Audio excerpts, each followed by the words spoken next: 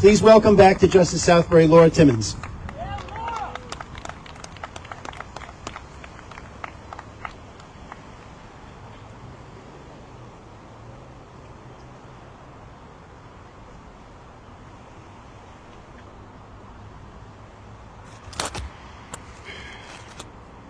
Well, good afternoon, everybody. It's a pleasure to be here.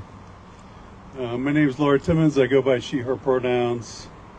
My thoughts and opinions are purely my own. You know,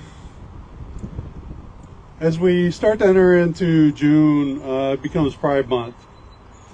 Okay, I'm blessed to be part of Middletown LGBTQA Plus Commission. I've been there ever since 2019 when it first started. Seems like you know, it's been there for a long time, but 2019 is not that far long ago, you know, and here we are, you know, see how far it's coming. So we intentionally dedicate the first 90 minutes to the fact that Pride is not all about unicorns and rainbows, okay? Pride started as a protest, a rally, okay, because 24 years ago, you know, it's kind of, even though there have been events prior to that, Stonewall, there was an event that really, you know, encased the gay rights movement. You know, the police stormed the police station, I'm sorry, the bar, and the people there said, I'm going to do something about it. And they rioted for 3 days. So every year since, there's been parades and more like protests. And every year we've been inching the bar closer and closer.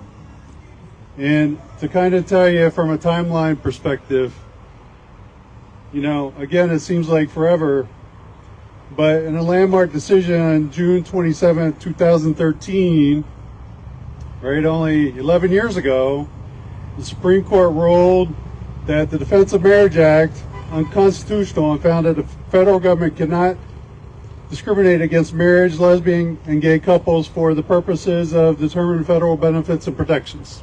That's only 11 years ago. Okay?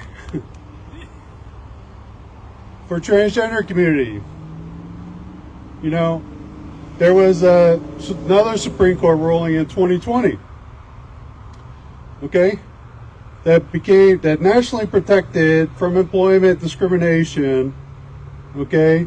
The fact that, you know, let's see, I'm having trouble seeing this. The protections against sex discrimination in employment extend to transgender individuals. So that's only 4 years ago. And so when you look at, you know, Stonewall happening in 1969, right, to where we've come now, you know, that's why we treat every single, you know, Pride Fest as both a rally and a celebration of where we come. You know, I'm kind of an historian, and I really believe that, I used to believe that the Declaration of Independence was the most beautiful statement in the world. Okay, let's see here.